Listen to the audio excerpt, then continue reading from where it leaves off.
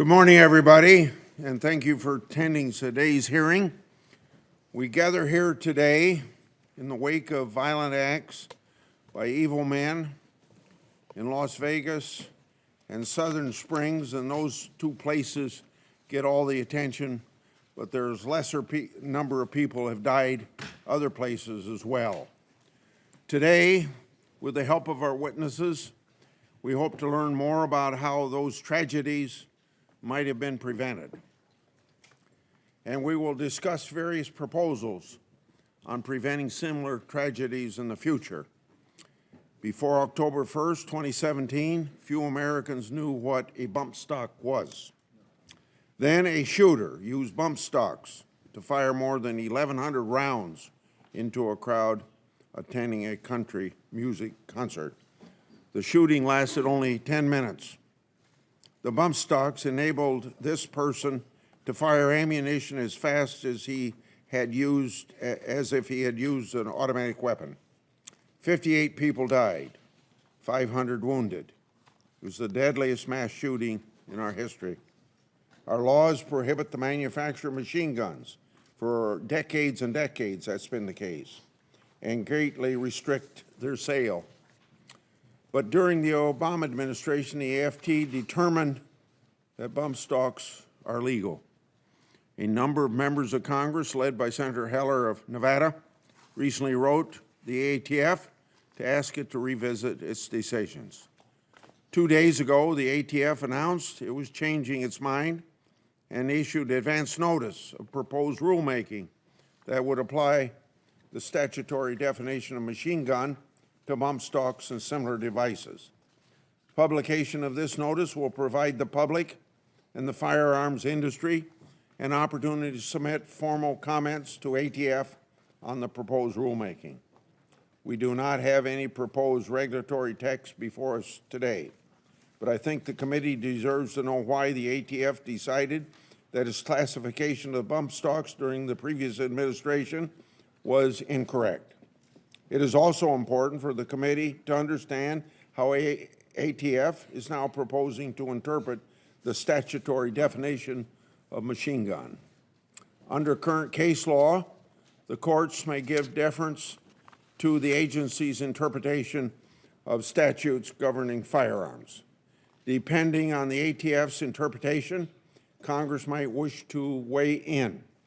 Today, we will also have a discussion about the National Institute Criminal Background Check System, commonly known by the acronym NICS.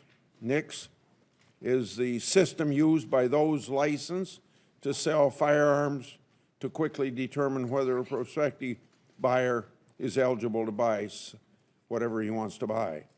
NICS background checks are supposed to prevent prohibited persons like convicted felons, domestic abusers, and those who have been determined to have certain mental health problems from purchasing firearms.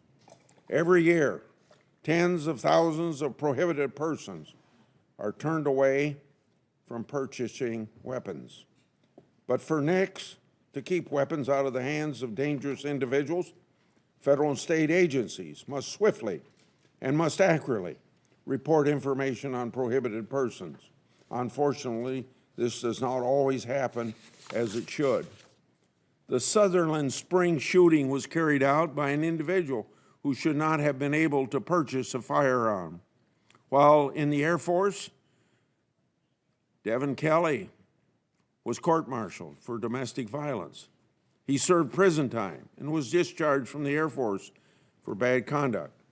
But because his information was not entered into the NICS system as the law requires, Kelly was able to purchase 4 weapons after his release from prison, including the weapon he used in the Sutherland Springs shooting. Kelly killed 26 people attending Sunday services at the First Baptist Church there in Sutherland Springs and wounded 20 more. In the days following the shooting, the Air Force acknowledged its role in failing to report Kelly's conviction to the FBI.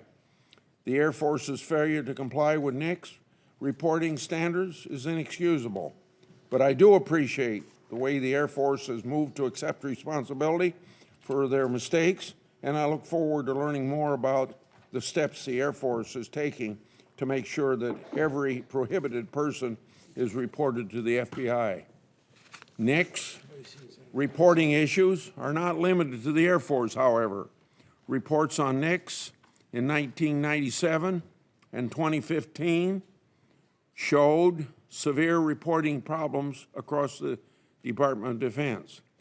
A report released by the Department of Defense Inspector General just 2 days ago shows that from 2015 to 2016, more than 30,000 of convictions in the Department of Defense were not reported to the FBI. Other federal agencies and states can also improve their NICS reporting. I was pleased to hear that my former colleague, Attorney General Jeff Sessions, ordered a federal review of NICS by the FBI and ATF to ensure that all federal agencies are reporting all required information into NICS. As far as states are concerned, some progress in NICS reporting has been made in recent years, especially in areas of reporting mental health records. But some states, even those represented by members of our committee, such as Rhode Island, Vermont, Hawaii, and Louisiana, continue to lag behind. These states reported fewer records to NICS on a per capita basis than most of the other states, and more improvement can be made in other areas, such as reporting domestic violence offenses. It is clear that this is a systemic problem and that there are many thousands of abusers who are not in the NICS system, but absolutely should be in that system. States should also report to ensure that all records submitted to NICS are complete and up to date. All of us wish that the recent tragedies in Texas and Nevada could have been avoided.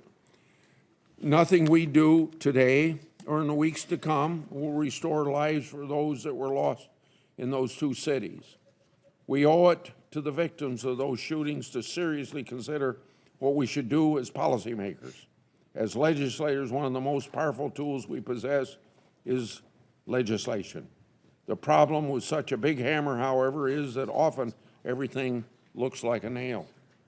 We must wield our legislative power carefully, particularly where it involves the fundamental liberties of our republic. The Supreme Court has made it very clear that laws that concern the Second Amendment right to keep and bear arms are subject to heightened scrutiny. So new laws affecting firearms and firearms accessories must be narrowly tailored to address important government interests. In addition, we have laws and regulations already on the books that require NICS reporting and that regulate automatic weapons. The ATF has just issued a notice that they intend to promulgate a new regulation about bump stocks based on existing law. Before we pass new laws, we should make sure that our current laws are being effectively followed and enforced. We should also make sure that existing programs designed to ensure NICS reporting compliance are fully funded and effectively run. So I look forward to this hearing and answers to some of these questions. And once again, as I will thank you again, because witnesses go to a lot of work to appear here, thank you for what you've done to make this hearing and bring light on this subject.